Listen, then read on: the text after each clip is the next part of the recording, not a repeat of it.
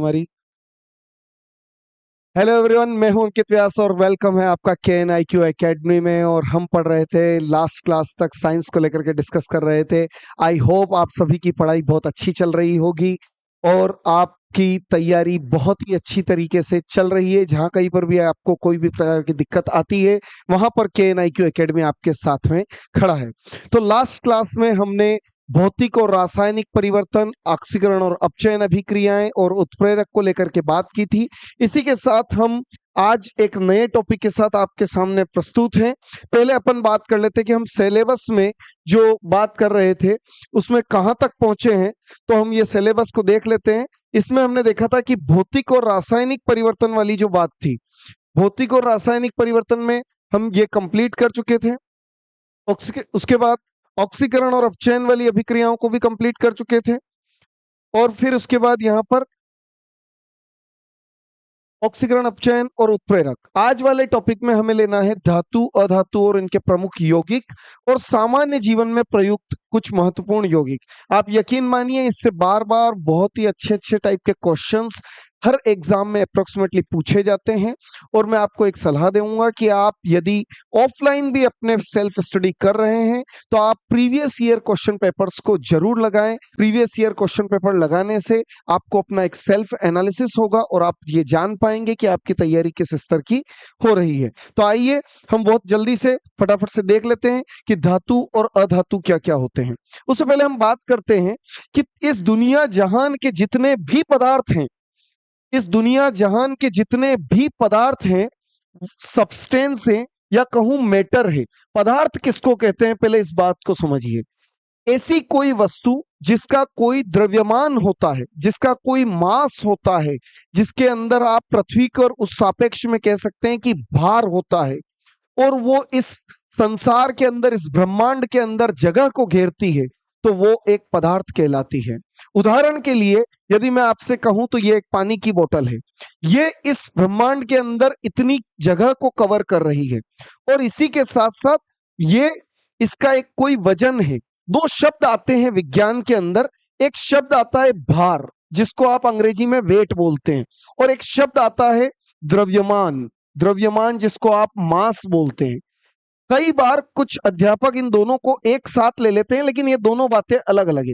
पृथ्वी के ऊपर गुरुत्वाकर्षण बल कार्य करता है, और गुरुत्वाकर्षण बल जब कार्य करता है तो कोई भी वस्तु नीचे की तरफ खींची चली आती है। यदि मैं पृथ्वी के ऊपर किसी चीज को रखता हूं तो उसको ऑटोमेटिकली नीचे की तरफ कोई खींच रहा है, उस पर कोई बल आरोपित हो रहा है।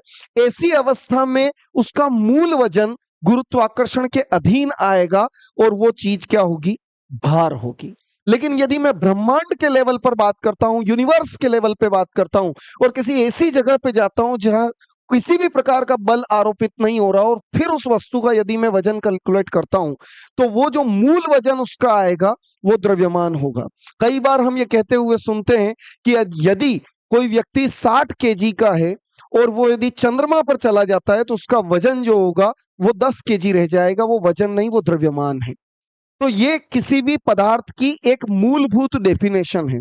अब फिर इसके बाद अपन एक बात करते हैं कि पदार्थ जो है, यदि मुझे किसी भी चीज के बारे में पढ़ना है, किसी भी चीज के बारे में समझना है, तो मैं उसकी छोटी छोटी चीजों को समझूंगा।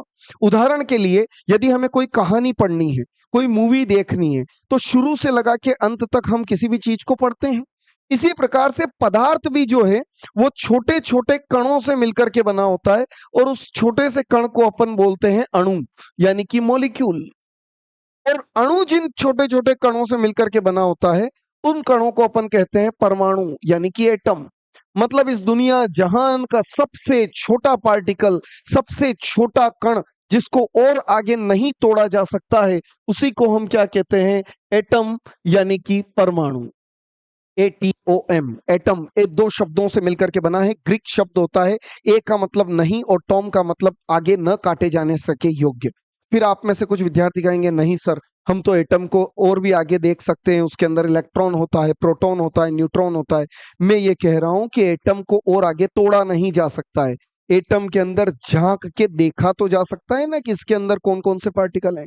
एटम और आगे नहीं टूट सकता है, एटम के अंदर देखा जा रहा है।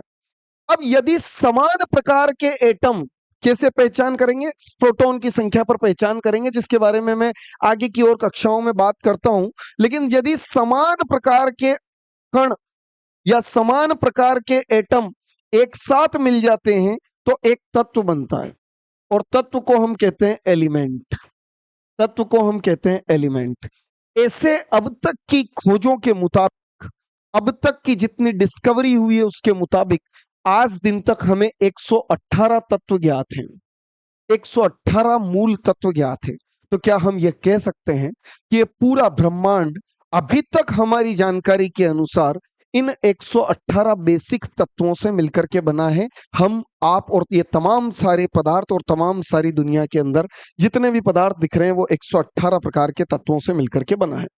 अब आगे की बात करते हैं कि इन्हीं तत्वों को, इन्हीं एलिमेंट्स को हम कुछ बड़े बड़े आकार में बांट देते हैं, कुछ बड़ा क्लासिफिकेशन कर देते हैं। तो तत्वों में एक प्रकार बांटते हैं हम धातु, यानी कि मेटल। इसको कहेंगे, कौन से तत्वों को कहेंगे अभी बात करने वाले हैं आज की क्लास में। और अधातु यानी कि non metal. Non metal, sulphur की बात करेंगे, कार्बन की बात करेंगे इसमें। और एक होता है उपधातु।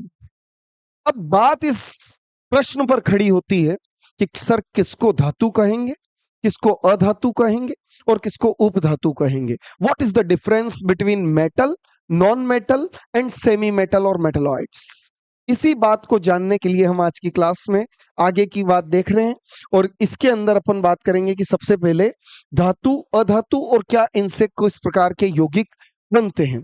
तो बात करते हैं कि सबसे पहले कि धातु क्या चीज होती है। What is the metal, what are metal?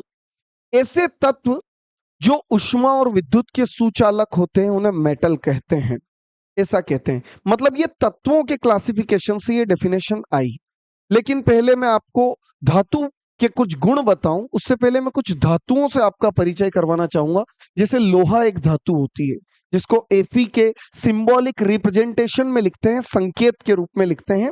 संकेत का मतलब, जैसे आपने किसी व्यक्ति को चेक दिया और वो चेक आपके ऊपर आपका सिग्नेचर है, मतलब ये बात आपने कही है, वो सिग्नेचर, वो साइन ही आपका एक संकेत है। इसी प्रकार से जैसे एक तांबा एक प्रकार का धातु होती है, कॉपर एक मेटल होती है, एल्यूमिनियम एक मेटल होती है, सोना एक मेटल होती है, चांदी एक मेटल होती है, ऐसे कई सारी मेटल, टंगस्टन एक मेटल होती है, बहुत सारी मेटल्स होती है। किनको कहेंगे मेटल? पहली बात, ऐसी तत्व, ऐसी वस्तुएं जिनमें चमक होती है, गोल्ड और सिल्वर की तरह चमकदार होती है, जिनमें खुद की शाइनिंग होती है, लस्टरनेस होती है, वो धातु। फिर दूसरी बात, आघात वर्धिता, मेलिएबिलिटी।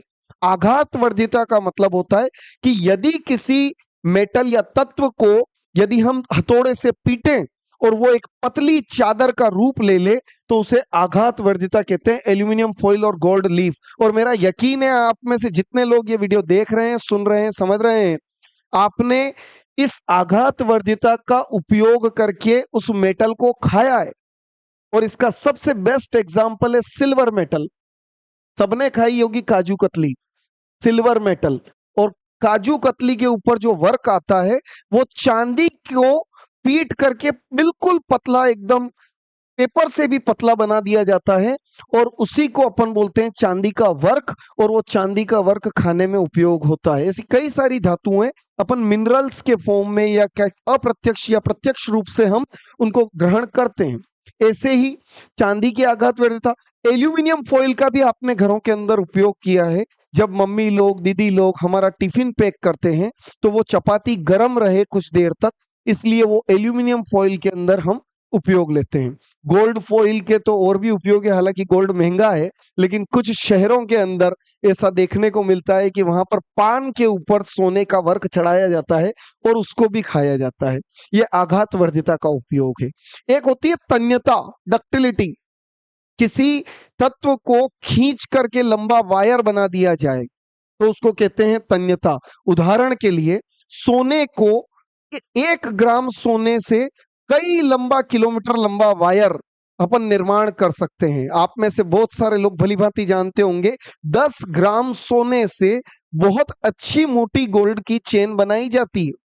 तो 1 ग्राम गोल्ड से बहुत पतला महीन धागा बनाया जा सकता है। लगभग उसकी लंबाई को हम देखें तो वो 1 किलोमीटर तक भी हो सकती है। इसी बात को बोलते हैं तन्यता यानी कि डक्टिलिटी। कॉपर के वायर बनते हैं घरों के अंदर, कॉपर के वायर यूज किए जाते हैं, एल्यूमिनियम के वायर यूज किए जाते हैं। आगे जाके अपन बात करेंगे सिल्वर के वायर भी यूज कर सकते हैं, लेकिन सिल्वर के वायर को यूज करना फायदेमंद है। कैसे कि सिल्वर के वायर को यूज करेंगे तो वहां पर रेजिस्टेंस कम होगा, प्रतिरोध कम होगा। लेकिन इंडिया के अंदर एक समस्या हो सकती है कि यदि सिल्वर के वायर थंबों पे से निकाल दिए तो फिर मैं घर पे नहीं रुकूंगा, फिर मैं थंबे पे चढ़ जाऊंगा, वायर लेके आ जाऊंगा। तो ये थोड़ा सा गड़बड़ हो जाता है, इसलिए जो इकोनॉमिकली हमारे लिए स्टेबल होता है हम ऐसे वायर्स को यूज कर लेते हैं। उसके बाद बात करते हैं विद्युत चालक। धातु का सबसे बेस्ट गुण, धातु विद्युत की सुचालक होती है। इवन दैट मैं तो यहाँ कहूँ विद्युत का चालक लिखा है, उष्मा की भी चालक होती है। आपके घर में जो खाना पक रहा है, जो बर्तन उपयोग हो रहे हैं, वो किसी न किसी धातु के बने हुए हैं। तो धातुएं विद्युत और उष्मा की सुचालक होती है, वो अपने अंदर से इलेक्ट्रिसिटी और हीट को फ्लो करने देती है। एक होती है धात्विकता। आप सब स्कूल के अंदर पढ़े हैं और इसका उपयोग वहां पे होता है सोनोरस प्रॉपर्टी का। स्कूल के अंदर बजने वाली घंटी धातु की बनी होती है और वो धात्विकता होती है, चोट करने पर घंटी जैसी आवाज आती है। यह प्रॉपर्टी हो गई मेटल की। कितनी प्रॉपर्टी पढ़ ली है, एक बार आंख बंद करके मेरे साथ दोहराएंगे। एक होती है चमक, लस्टरनेस। एक होती है आपके पास आघात वर्धता, एक मेलिबिलिटी। एक होती है आपके पास तन्यता, डक्टिलिटी। एक होती है आपके पास सोनोरिटी, ध्वनिता। और एक होती है विद्युत और उष्मा के सुचालक। बस आप बार बार याद करते रहिए, मेरी बातों को सुनते रहिए। उम्मीद है एग्जाम इसी साल बहुत ही अच्छे से क्लियर हो जाएगा। एक और प्रॉपर्टी आपको बताता हूं, उच्च गलनांक, हाई मेलिएबिलिटी और डक्टिलिटी। हालांकि एक धातु ऐसी है जिसका नाम है पारा, मरकरी, Hg, वो लिक्विड अवस्था में होती है। बाकी सारी धातुएं लगभग लगभग सॉलिड स्टेट में होती है। तो उसके गलनांक की बात नहीं करेंगे, वहां उसके क्वथनांक की बात करेंगे। बाकी सारी धातुएं जिस तापमान पर गलित अवस्था के अंदर आ जाती है, लिक्विड स्टेट के अंदर आ जाती है, उसको बोलते हैं गलित या गलनांक। और जिस तापमान पर वो गलेगी वही उसका मेल्टिंग पॉइंट होगा, वही उसका गलनांक होगा। और उस गलनांक को अगर अपन देखते हैं तो वो बहुत हाई टेम्परेचर पे जाता है। ऐसे बिल्कुल पानी वानी नहीं होता है कि 100 डिग्री आया ना उबल गए। ये आयरन है साहब, 1538 डिग्री के आसपास उसको तापमान देना पड़ेगा, तब लोहा जाके सोचेगा कि अब पिघलेंगे। कॉपर है, 1085 डिग्री सेंटीग्रेड देना पड़ेगा, तब जाके कॉपर सोचेगा अब पिघलेंगे। ये टंगस्टन है। टंगस्टन का तो उपयोग ही बताता हूँ। पुराने जमाने में आज भी कई घरों के अंदर, ग्रामीण परिवेश में, शहरी परिवेश में, वो पीले कलर के बल्ब लगे हुए होते हैं। और उन पीले कलर के बल्ब के अंदर एक वायर वाली रिंग लगी हुई होती है। आपने देखा होगा 2 तंतुओं के बीच में ऐसी रिंग लगी होती है। ये जो रिंग है ना, ये टंगस्टन धातु की बनी होती है। और ये टंगस्टन धातु को बहुत ज्यादा गर्म करते हैं तो ये प्रकाश देता है। और इसको इतना ज्यादा मेल्ट करो कि 3422 डिग्री सेंटीग्रेड का तापमान दो, तब जाके टंगस्टन सोचेगा कि अब मैं पिघलूंगा। हालांकि अपन इतना तापमान देते नहीं है और उसी से अपना उपयोग हो जाता है। तो टंगस्टन धातु का उपयोग बल्ब के अंदर किया जाता है। लोहे का उपयोग तो घरेलू चीजों में किया ही जा रहा है। तांबे के लोटे में पानी पी रहे हैं। तो धातुओं का तो हमारे जीवन में बहुत ही उपयोग है। धातुओं से तो घिरे हुए हैं हम। धातुओं के कुछ रासायनिक गुण देखते हैं। पहले क्या देख रहे थे सर? पहले हम देख रहे थे भौतिक गुण, फिजिकल प्रॉपर्टी जो हमें बाहर से दिख रही थी। अब बात कर रहे हैं रासायनिक गुणों की। रासायनिक गुण मतलब क्या धातु किसी अन्य के साथ कोई अभिक्रिया करके कुछ और बनाती है क्या? बिल्कुल बनाती है साहब, क्यों नहीं बनाई। एक धातु को ऑक्सीजन से अभिक्रिया कराए, ये बात थोड़ी जमीनी। मैं तो कह रहा हूं सिंपल एक धातु ले लो ये, और इस धातु को बाहरी वातावरण में रख दिया। क्या ये बात मानते हो कि बाहरी वातावरण में ऑक्सीजन होती है? बिल्कुल मानते हैं, क्योंकि अपन सांस ले रहे हैं। बाहर ऑक्सीजन है और धातु को ये रख दिया। इस धातु पे ऑक्सीजन आई, ऑक्सीजन ने धातु को देखा, धातु ने ऑक्सीजन को देखा। मेटल और ऑक्सीजन। और मैं तो ये बात कहूंगा कि ऑक्सीजन जहां जहां जाएगी ना, वहां वहां नुकसान करेगी साहब। और ये ऑक्सीजन जाकर के मेटल के साथ ऐसी चिपकती है, ऐसी चिपकती है कि ये मेटल ऑक्साइड बना देती है। और जब अम्ल क्षार वाला पार्ट पढ़ेंगे तो मैं आपसे कहूंगा कि मेटल ऑक्साइड जो होते हैं वो क्षारीय प्रकृति के होते हैं, बेसिक प्रॉपर्टी के होते हैं। और ये 2 manganese plus O2 will give rise to 2 MgO। 10वीं क्लास की किताब, एनसीईआरटी की किताब, पहला पार्ट और पहले पेज पे नीचे से तीसरी चौथी लाइन पे लिख रखा है 2 Mg plus O2 will give rise to 2 MgO। वहां पर जाकर के देखेंगे आप। बाकी तो यहाँ पर भी बता ही रखा है। ऐसे कोई भी धातु में, तो आपको इसका दूसरा उदाहरण बता दूं, कॉपर के साथ ऑक्सीजन जुड़ेगा तो यहाँ पर बनेगा क्या? CuO। कॉपर ऑक्साइड, जिंक के साथ ऑक्साइड जुड़ेगा तो यहां पर क्या बन जाएगा, ZnO, जिंक ऑक्साइड। आयरन के साथ ऑक्साइड जुड़ेगा, आयरन ऑक्साइड। जो भी मेटल के साथ ऑक्सीजन की अभिक्रिया कर रहा हो वहां पर क्या जुड़ जाएगा, ऑक्सीजन। और यही कारण है कि आगे जाकर के मैं आपको कहूंगा कि लोहे के ऊपर पेंट कर रहे हैं, लोहे के ऊपर कलर कर रहे हैं, लोहे के ऊपर ग्रीस लगा रहे हैं, क्योंकि लोहे को ऑक्सीजन और पानी से बचाना है, नहीं तो जंग लगेगा, उसको कोरोजन कहेंगे। एक और बात बताते हैं, जल के साथ अभिक्रिया, जल में भी ऑक्सीजन होती है और जल के साथ वैसे भी अभिक्रिया करेगा। तो यहां पर अपन बात करेंगे कि जल के साथ जो अभिक्रिया हो रही है मेटल और वाटर, तो यहां पर बनाएगा मेटल हाइड्रोक्साइड और हाइड्रोजन गैस निकल जाएगी, हाइड्रोजन गैस निकल जाएगी। जैसे सोडियम, बहुत सारे बच्चे 9th और 10th में पढ़ते हैं कि सर सोडियम को पानी में डालेंगे मजा आएगा, विस्फोट होगा। अरे सोडियम को पानी में डालेंगे मजा आएगा, विस्फोट होगा, लेकिन ये भी तो बता प्यारे कि सोडियम को पानी में डालेंगे तो बनेगा क्या, सोडियम को पानी में डालेंगे तो बनेगा सोडियम हाइड्रोक्साइड। किसी भी मेटल को पानी में डालेंगे तो बनेगा उसका हाइड्रोक्साइड, मेटल हाइड्रोक्साइड। जिंक को पानी में डालेंगे, जिंक हाइड्रोक्साइड। आयरन को पानी में डालेंगे, आयरन हाइड्रोक्साइड। कॉपर को पानी में डालेंगे, कॉपर हाइड्रोक्साइड। CuOH का होल ट्वाइस, और जितनी जिसकी वैलेंसी होगी उसके साथ OH जोड़ देना, मजा आ जाएगा, जादू हो जाएगा, एग्जाम में पास हो जाएंगे अपन। उसके बाद देखो दोस्त, फिर अपन देखते हैं अम्लों के साथ अभिक्रिया। अम्ल के साथ अभिक्रिया भी धातु करती है, और ये उपयोग भी आपने घरों के अंदर देखा है, मैं बिल्कुल बेसिक से लेकर के चल रहा हूं। मेटल के साथ एसिड की रिएक्शन करवाते हैं तो सॉल्ट बनता है। सर ये तो नहीं किया अपन ने, मैं इसका इतना बेसिक उपाय बताता हूं। कई बार कुछ लोगों को मधुमक्खी काट खाती है, मधुमक्खी के डंक में एसिड होता है। चींटी काट खाती है, चींटी के अंदर एसिड होता है, और घर वाले तुरंत बोलते हैं कि जैसे ही मधुमक्खी काटी वहां पर चक्कू रगड़ लो, चाबी रगड़ लो। ऐसा क्यों बोला भाई, जो मेटल है ना वो एसिड के साथ रिएक्शन करेगा, सॉल्ट बनेगा, और उस एसिड का असर जो होगा वो कम हो जाएगा। तो जिंक H2SO4 के साथ रिएक्शन करता है तो ZnSO4 बनाता है। मधुमक्खी के डंक में मेथेनोइक एसिड होता है, लाल चींटी के अंदर फॉर्मिक एसिड होता है। और जब भी यदि किसी व्यक्ति को मधुमक्खी काटी और आपके आसपास अभी कोई भी चीज नहीं है, तो या तो आप घर के अंदर है तो बेकिंग सोडा का यूज कर लीजिए, उस जगह पे रगड़ लीजिए, तुरंत जलन कम हो जाएगी। या फिर कोई भी लोहे की या किसी शुद्ध धातु को उस जगह पे रगड़ लीजिए। स्टील मत रगड़ना, स्टील मिक्स धातु नहीं, स्टील मिक्स धातु होता है, शुद्ध धातु नहीं होता है, तो लोहे की वस्तु रगड़ते हैं। तो 3 अभिक्रिया पढ़ ली दोस्तों। एक कौन सी पढ़ी, जल के साथ। एक कौन सी पढ़ी, ऑक्सीजन के साथ। और तीसरी कौन सी पढ़ ली, अम्लों के साथ। एक बात और कहना चाह रहा हूं जो इसमें नहीं है, मैं मेरी तरफ से ऐड कर रहा हूं, ये बना सॉल्ट। अभी अभी आपने बनाया कौन सा सॉल्ट, ZnSO4। सर कैसे बनाया ये सॉल्ट, ये सॉल्ट आपने बनाया H2SO4 के साथ एडिट करके। H2SO4 क्या था, एसिड था, और यहाँ पे क्या था, जिंक था, और यहाँ पर आपने क्या निकाला, हाइड्रोजन गैस निकाली। और यही तो आपने रिएक्शन अभी पढ़ी कि अगर ये एसिड के साथ रिएक्शन करवाते हैं किसी भी मेटल को या किसी भी धातु को तो सॉल्ट बनता है। इस सॉल्ट को पानी में डालेंगे ना तो ये 2 आयनों में विभाजित होगा, Zn2+ और SO4 2-। और Zn2+ और SO4 2- को इसके साथ में डालेंगे तो जब कभी अगर मान लो ZnSO4 की, यानी कि किसी धात्विक सॉल्ट की, किसी धात्विक सॉल्ट की किसी दूसरी मेटल से अभिक्रिया करवाई, तो भी यहां पर क्या होगा, इस मेटल को ये मेटल रिप्लेस कर देगी दोस्तों। कैसे रिप्लेस कर देगी, कि पहले इन दोनों की जोड़ी बनी हुई थी, इन दोनों की जोड़ी में किसकी एंट्री हो गई, कॉपर भाई साहब की एंट्री हो गई। राज सोनम, राजा आ गया, राजा बज गया बाजा, और ये हो गया COSO4+ Zn। इसको बोलते हैं अपन विस्थापन अभिक्रिया। और विस्थापन अभिक्रिया भी एक प्रकार की अभिक्रिया है जो धातुओं की एक अभिलाक्षणिक अभिक्रिया होती है। जब कभी किसी धात्विक सॉल्ट के साथ किसी अन्य क्रियाशील धातु की अभिक्रिया करवा दी जाए तो वहां पर वो धातु पहले वाली धातु को रिप्लेस कर देती है, हटा देती है, और यह भी एक प्रकार की अभिक्रिया होती है। इसी के साथ नेक्स्ट एक और अपन देखते हैं कि धातुओं की बात करी तो सर थोड़ा अधातुओं के बारे में भी बता दीजिए। अधातुओं के लिए कोई डेफिनेशन स्पेसिफिक आपको याद रखने की जरूरत नहीं है।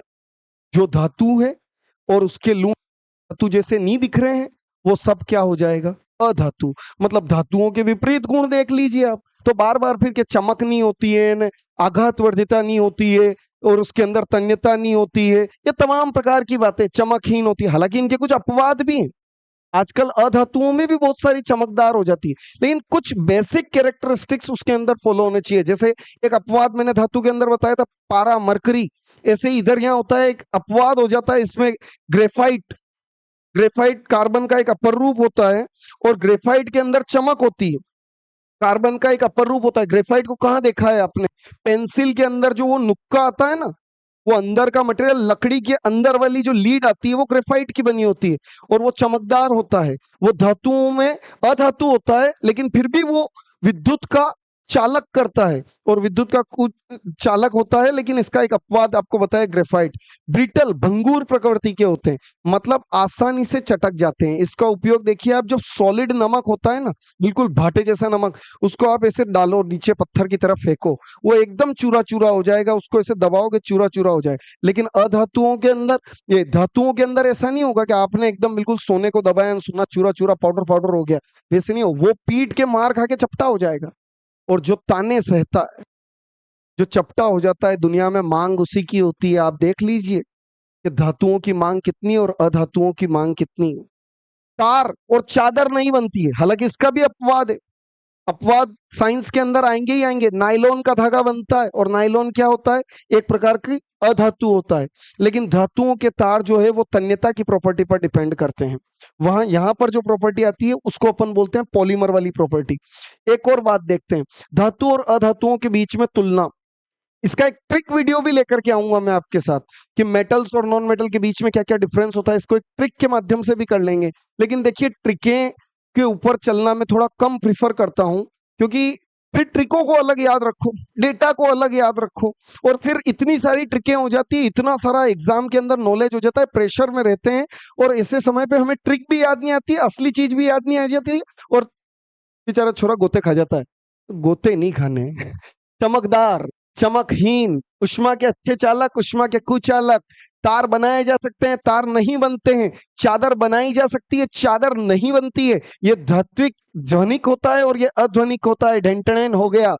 अब उसके बाद बात करते हैं NaCl कॉमन सॉल्ट की। घर के अंदर खाया जाने वाला नमक, ये वही नमक जिसके लिए गांधी जी ने आंदोलन के अंदर नमक कानून तोड़ा था। NaCl, अंग्रेजों ने कह दिया था कि नमक हम बनाएंगे। गांधी बापू ने कहा कैसे बनाओगे रे भाई, हमारा देश, हम नमक बनाएंगे। भोजन और खाद्य संरक्षण।